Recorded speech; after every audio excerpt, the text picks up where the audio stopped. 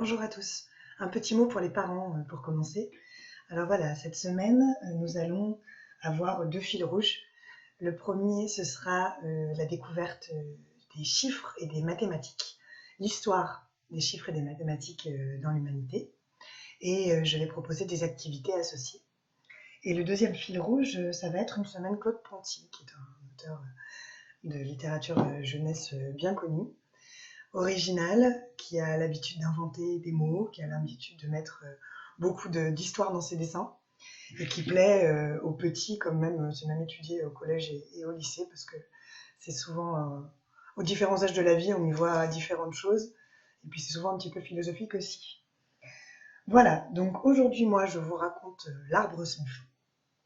Et puis dans la semaine, je vous, je vous mettrai en lien aussi d'autres. Il y a Pascal de la classe des moyens grands qui raconte aussi, qui racontera dans la semaine. Et puis des musées qui, en fonction d'œuvres, racontent des histoires de Ponty. Voilà. Alors pour l'exercice de numération d'aujourd'hui, qui fait suite à la première partie de l'histoire des mathématiques, vous allez avoir besoin d'un peu de matériel, donc je vous le dis maintenant, pour que vous puissiez le préparer. D'une feuille de papier avec un stylo rouge et un stylo bleu pour reprendre les couleurs que j'utilise en classe. On va travailler la composition de collection. C'est-à-dire, quand je te dis 3, tu m'apportes, apporte-moi 3 pommes, mets la table pour 5, c'est la composition de collection. Donc sur des petits papiers, voilà, vous les découpez comme vous voulez, ça peut être l'enfant même, hein, vous pouvez tracer des lignes et l'enfant découpe. S'il sait écrire les chiffres, mettez un petit modèle, il se tente. C'est ça, il y a l'écriture des chiffres. Cette semaine, toute la semaine, on va apprendre à écrire les chiffres de manière guidée. Mais il y en a qui sont déjà bien à l'aise, donc laissez-les faire. Et les dizaines en rouge. Ah, le niveau des enfants est très inégal dans la classe. Je dirais que pour les moyens qui sont bien à l'aise avec la composition de collection jusqu'à 10, mettez déjà le 10. Pour ceux qui sont vraiment très bons, mettez le 20 à la rigueur, hein, si c'est trop facile, juste 10. Pour les grands, je dirais de commencer par 3 dizaines déjà. Et pour ceux qui sont à l'aise avec les centaines, eh ben, allez-y. En revanche, il va vous falloir un gros sac de graines ou un gros sac de billes d'une centaine de billes. Vous pouvez même écrire le 100 à la rigueur, le paquet de 100, pourquoi pas. Et alors là, le 100, vous l'écrirez en vert. Donc ces petites étiquettes, d'une part. Ensuite, vous allez avoir besoin d'une unité. Alors l'unité, ça peut être quelque chose que vous avez en grande quantité. Moi, par exemple, dans l'exercice, j'utilise des pois chiches. Ça peut être... Alors les lentilles, c'est un peu petit, hein, mais ça peut être des haricots rouges, blancs, des pâtes, si vous avez la chance d'en avoir trouvé dans les magasins. Ça peut être des allumettes aussi, ou une boîte de cure-dents. Tant que vous en avez autant que l'indiquent vos étiquettes. Non, ça peut, voilà, 10 ou une trentaine. Voilà. Pour faire les dizaines, il vous faut des récipients, parce qu'il va falloir que les enfants fassent des paquets de 10 et le matérialisent. Si ce sont des allumettes ou des cure-dents, prenez des petits élastiques, des élastiques de dents si vos ados ont des bagues, c'est parfait. Des élastiques de cheveux aussi, des petits élastiques pour faire des tresses, ou des grands, hein, si vous n'avez rien d'autre. Du scotch, à la rigueur, pourquoi pas. Et pour les graines, prenez, vous savez, je sais pas moi, des petits récipients, des coquetiers, des petits verres, voilà, pour pouvoir mettre dedans, ou des petits bols, hein, ou des verres d'enfant, ça va très bien aussi. Parce qu'il va falloir qu'ils isolent, quand ils forment une dizaine, un paquet de 10. Donc l'idée, ça va être de piocher un gros paquet au hasard, alors pas trop au hasard, hein, si ce sont des moyens qui sont en difficulté, vous en prenez moins de 10 ou inférieur à 20, si vous avez mis que la dizaine. Et à la rigueur, vous sélectionnez dans ce que les enfants peuvent piocher. Si vous avez pris la dizaine, une seule dizaine, juste le 10, et les unités, vous mettez 19 éléments dans un bol qu'ils vont pouvoir piocher. Et ils prennent une poignée au hasard, ils la mettent sur la table et ils vont devoir la dénombrer. Quand ils arriveront à 10, il va falloir les mettre, l'isoler, si vous voulez, isoler la dizaine pour en faire un paquet. Donc dans un petit verre, ce que vous avez. ou entouré avec un élastique les petits bâtonnets. Voilà, et ensuite compter les unités. Et ils vont devoir associer les chiffres écrits. Donc associer 10 à côté du paquet de 10. Et le 8, par exemple, s'il reste 8 petites unités. Et ça, c'est un jeu que vous pourrez laisser à disposition à la maison. Ils aiment bien, ils le font en classe avec un autre matériel, mais c'est quelque chose qu'ils refont souvent et qu'ils refont beaucoup. Même à la maison, après, vous pouvez jouer avec vos petites étiquettes. Vous montrez juste, s'ils les connaissent, hein, l'étiquette, par exemple 9, ou vous le dites à la voix, si jamais ils ne reconnaissent pas encore l'association, en le montrant, comme ça, au bout d'un moment, ça fixe. Et vous lui dites d'apporter, vous jouez à la marchande. Bonjour madame. Oui, bonjour madame, qu'est-ce que vous voulez aujourd'hui? L'enfant doit dire qu'est-ce que vous voulez aujourd'hui. C'est le moment aussi en langage de travail de vouvoiement. J'aimerais que vous m'apportiez, 9 billes, Lego, oignons, ce que vous voulez. Et l'enfant apporte, et après vous dénombrez avec lui pour vérifier s'il ne s'est pas trompé. Il va le remettre, et puis on repart. Maintenant, j'aimerais 6 livres. Voilà, comme vous voulez. Et ça marche bien avec les enfants pour qu'ils construisent les quantités jusqu'à... En plus, ils doivent les garder en mémoire. C'est une compétence complexe. Jusqu'au 10. S'ils n'arrivent pas à garder en mémoire et que les chiffres ne sont pas encore bien, les quantités ne sont pas encore bien fixées, mettez des objets sur la table. Vous prenez un pack de Lego, un pack de graines, voilà, et vous dites voilà madame, donnez-moi 4 graines, jusqu'à ce que les quantités soient fixes. Voilà, on commence par jusqu'à 6, et puis après les quantités de 6 à 10, et puis après vers l'infini, et au-delà, enfin par étapes, hein. Enfin inférieur à 20, jusqu'à 30, etc. Voilà, c'était un peu long, mais comme je vous forme un petit peu à être des enseignants, je prends un peu le temps pour ceux qui le souhaitent. Aux enfants maintenant. Bonjour les enfants. Alors, au programme de cette nouvelle semaine, nous allons découvrir l'incroyable, l'extraordinaire aventure des chiffres et des mathématiques dans l'histoire de l'humanité. Parce que les premiers hommes, les hommes préhistoriques, ils n'avaient pas les chiffres écrits. Ces chiffres-là, que tu connais, ça a été des milliers d'années avant qu'ils soient inventés. Et ça, je vais te l'expliquer dans une vidéo. Et aussi, je vais te faire des petits exercices de mathématiques. Et on va apprendre à les écrire bien correctement. Alors, pour aujourd'hui, tu vas pouvoir voir la vidéo de l'histoire des mathématiques, faire les exercices de numération. Pour les moyens, je me suis un peu perdue. Pour les moyens, tu peux écrire 1 ou 2 chiffres par jour. Et puis les grands, si tu arrives à écrire tous les chiffres dans la semaine, c'est bien. Voilà, tu fais à ton rythme. Et essaye, si c'est facile pour toi, de l'écrire entre des petites lignes. Donc, on va faire la date du jour. C'est le premier jour de la semaine. Quel est le premier jour de la semaine? Tu te souviens? Le premier jour de la semaine, c'est lundi. Là, je me perds dans ma frise. Nous avons terminé une semaine avec la semaine dernière, le mois d'avril qui commençait au 1, mercredi, jeudi, vendredi. Nous avons passé samedi et dimanche, ça fait une semaine. Et là, floup, nous arrivons dans la deuxième semaine du mois d'avril. Après le 5, il y a le 6. Lundi. Allez, on va essayer de trouver tous les sons qu'il y a dans le mot lundi. Quel est le premier?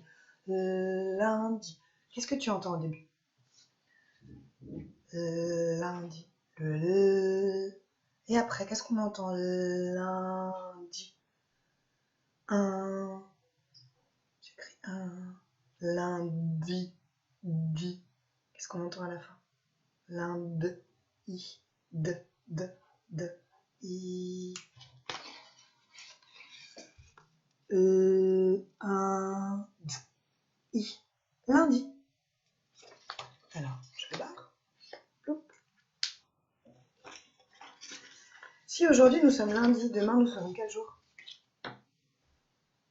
Après lundi, il y a mardi. On récite les jours de la semaine. Lundi, mardi, mercredi, jeudi, vendredi, samedi, dimanche. Combien de jours dans la semaine? 7. Aujourd'hui, nous sommes le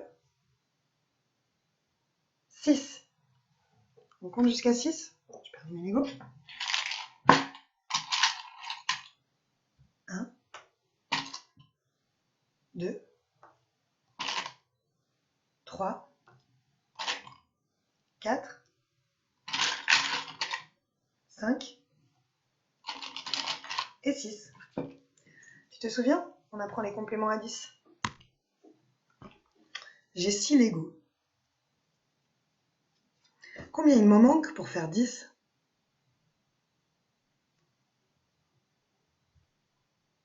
Ça, c'est pour les grands, hein, c'est dur. Réfléchissez. Nous, pour l'instant, avec les moyens, on va faire une longueur de 10 Lego. 1, 2, 3, tu comptes avec moi, hein. 4, 5, 6, 7, 8, 9 et 10. Alors, là j'en ai 6. Regarde, 6 c'est plus petit ou c'est plus grand que 10? C'est plus petit. Regarde, la ligne est plus courte. Combien il me manque de Lego ici pour en avoir 10? Si j'en ai 6 déjà, combien il m'en manque pour en avoir 10? On compte. 1, 2, 3, 4. J'essaye. 1, 2, 3, 4. 6 et encore 4, c'est égal à 10. De la même manière, 4 et encore 6 est égal à 10. Ouais, tu répètes. 6 et encore 4. 6 plus 4, ça fait 10. 4 plus 6, ça fait 10.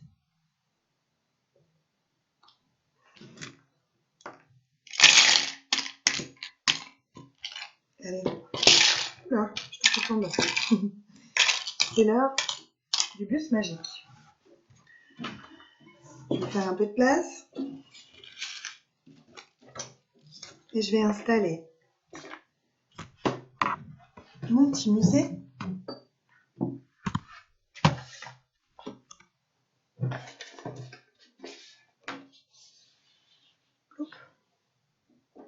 Les arrêts de bus. Premier, deuxième. On voit rien avec cette lumière, c'est compliqué. Comme c'est un peu mieux. Voilà.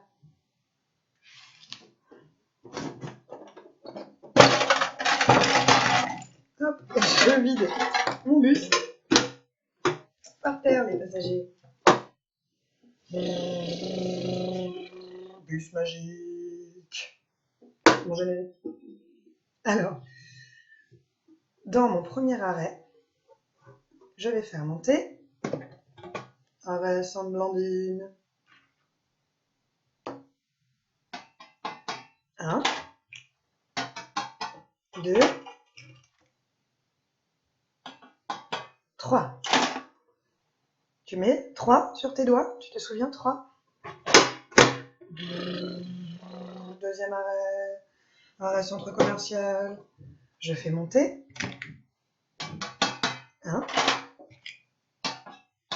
2, 3. 3 sur l'autre main.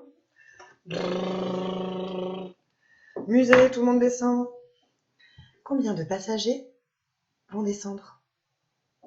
Tu as 3 sur une main, 3 sur l'autre main. Tu comptes? Combien ça fait? 1, 2, 3, 4, 5, 6. 6 passagers sont dans le bus. 1, 2, 3, 4, 5 et 6. 3 et encore 3, ça fait 6.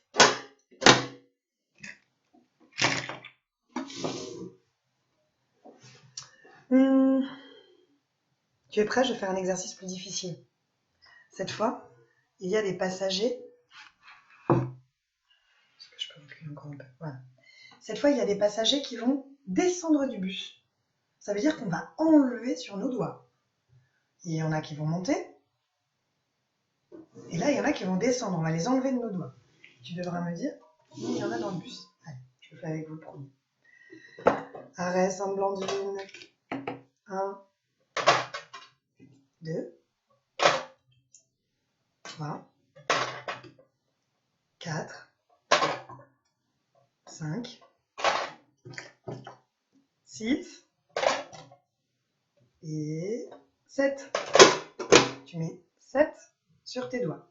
1, 2, 3, 4, 5, 6, 7. Vas-y.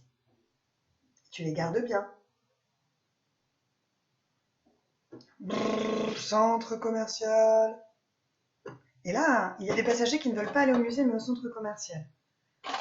Il y en a un qui descend. Et 2. Là, j'ai toujours mes 7 doigts. J'en ai 2 qui sont descendus, alors je les enlève. Brrr, musée. Combien vont descendre au musée? Je te laisse compter.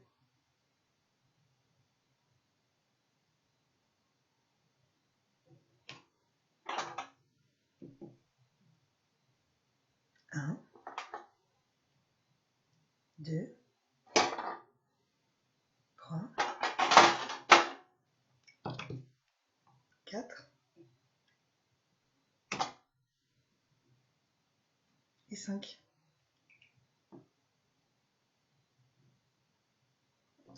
Et oui, 7. Si on enlève 2, ça fait 5. On dit aussi 7 moins 2. Quand on enlève, on dit moins égale 5. Allez, encore une fois. Ça s'appelle la soustraction quand on enlève. On va refaire une soustraction. Brrr, Sainte-Blandine. Ah oui, on va aller au centre commercial.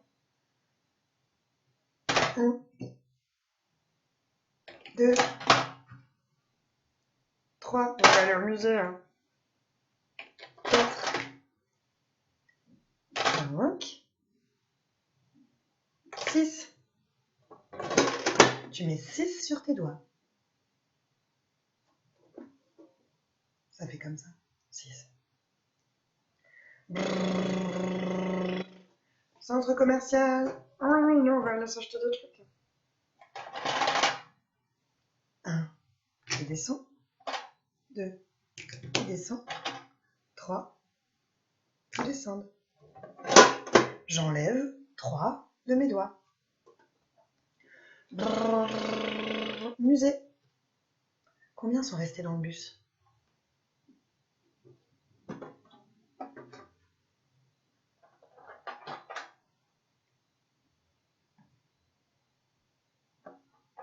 Je te laisse compter, hein, je fais doucement. Alors, est-ce qu'il reste autant de personnages que de doigts sur tes mains? Au début, 6 sont montés. Tu te souviens, on avait mis 6 sur nos doigts. Au deuxième arrêt, 3 sont descendus. Alors on les enlève, ils ne sont plus dans le bus. 1, 2, 3. Il me reste 3 doigts. 1, 2, 3. Oh, j'attaque tout le monde. 6. Si on enlève 3, 3. Il reste 3. 6 moins 3 égale 3.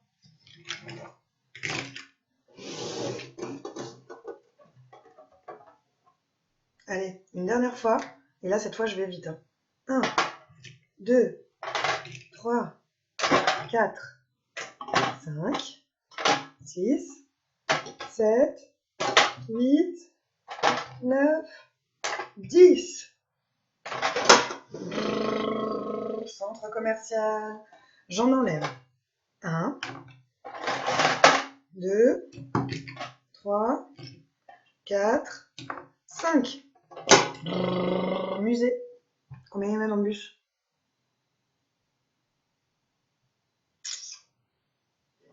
Combien il te reste de doigts? 5 moins 5. 5, on enlève 5. C'est égal à 1, 2, 3, 4, 5. C'était pour les grands. Hein. Il y en avait 10. Il y en a 5 qui sont descendus. 1, 2, 3, 4, 5. Il me reste une main entière. 5. 1, 2, 3, 4, 5. Au revoir le bus magique. Oui, il vole aussi. Ah oui, il est magique. Là, j'emmène dans l'espace la prochaine fois.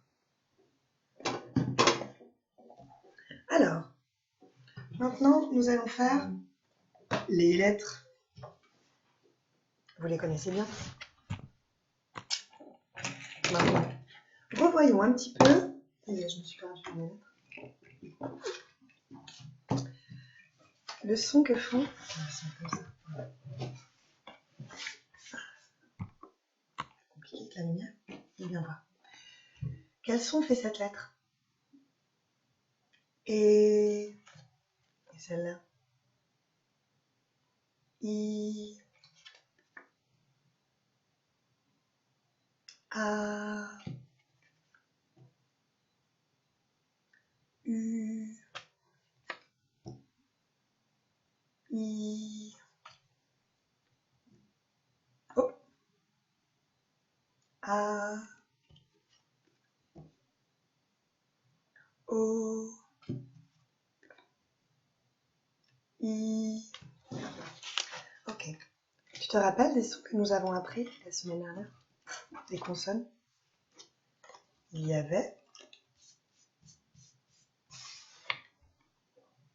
le... Quel est son nom? Le S. Et quel est le son qu'il fait? Comme quoi, par exemple? Comme quel mot? Serpent. Serpillière. Soupe. Il y avait aussi le son V.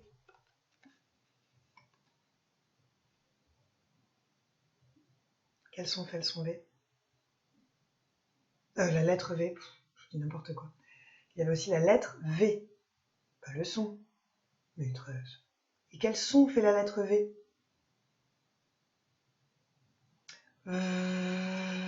Comme voiture.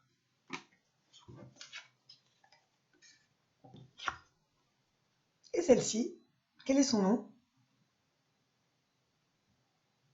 Le R. Et quel son fait la lettre R?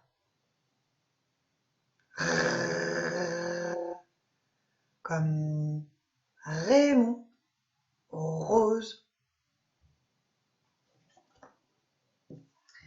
Alors je vais vous les montrer, vous allez me dire leur son.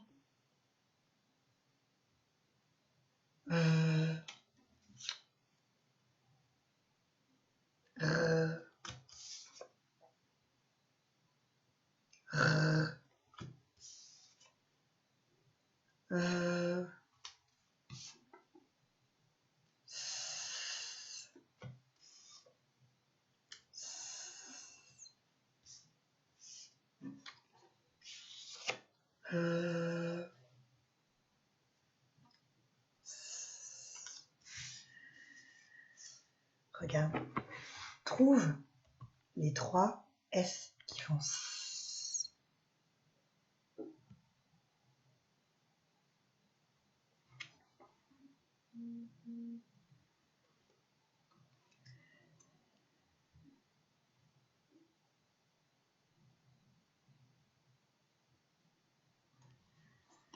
Alors, on regarde.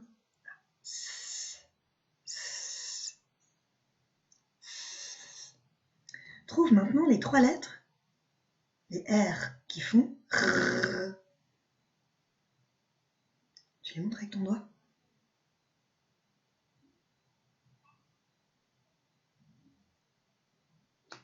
Alors,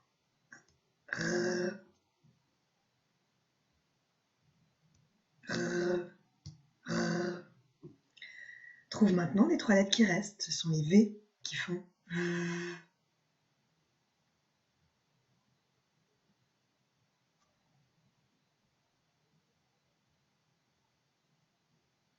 V.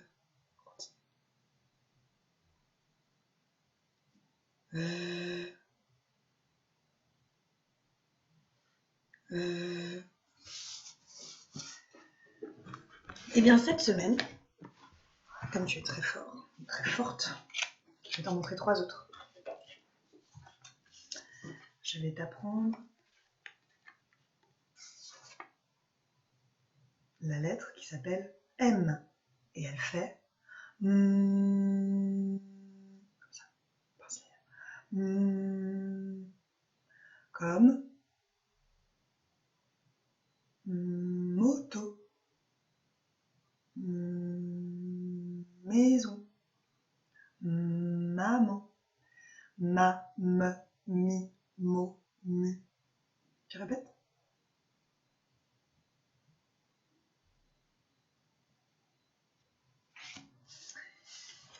Je vais te présenter aussi la lettre. Quel est son nom? Vous savez? La lettre J, qui fait le son J. J. Oui. Ja, je, J, jo, ju. À toi. Comme, je sais pas. Comme quoi? Jupe, joli.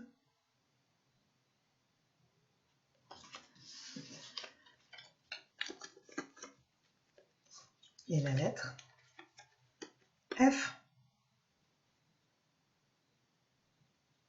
qui fait le son. C'est bien. Je touche un peu avec mes dents. Je touche ma lèvre. Je fais passer l'air comme ça. Fa, fe, fi, faux, fu. À toi.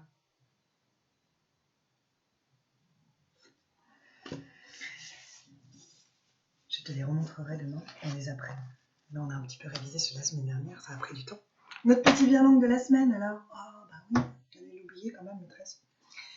Alors, je vais vous les dire. Et vous allez essayer d'entendre les sons qui se répètent beaucoup.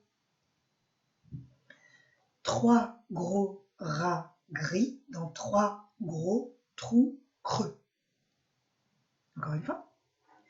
3 gros rats gris dans 3 gros trous creux. Alors, quel est le son qu'on entend beaucoup dans ce langue? 3 gros rats. Le R.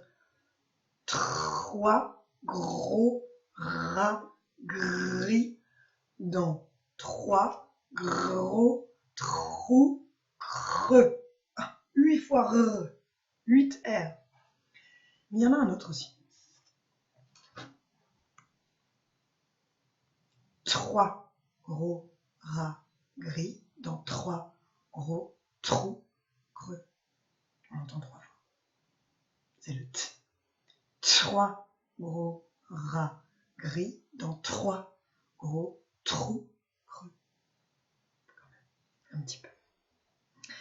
Alors, à toi, tu répètes. 3 gros rats. Gris.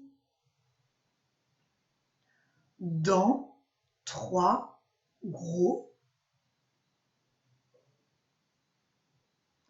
trous creux. 3 gros rats gris. À toi. Dans 3 gros trous creux. À toi. 3 gros rats gris dans 3 gros trous creux. À toi. À la fin de la semaine, comme d'habitude, on saura les dire vite. Donc aujourd'hui, comme je te l'ai dit, exercice, écrire les chiffres. Donc, je vous ai mis le dossier, vous choisissez combien. Aujourd'hui, pour les moyens, ça peut être 1 ou 2, pour les grands, ça peut être 2 ou 3. Vous allez à votre rythme. Ensuite, vous écoutez la première partie de l'incroyable histoire des mathématiques et des chiffres. Comment ont-ils été inventés? Tu ne le sais pas, et ben tu vas bientôt le savoir. Et ensuite, un petit exercice de numération. Un peu comme en classe, quand on met les étiquettes et qu'il faut mettre la même quantité. Et là, on va s'équiper de graines ou de petits bâtonnets. Et ça va être chouette. Bon, bonne journée.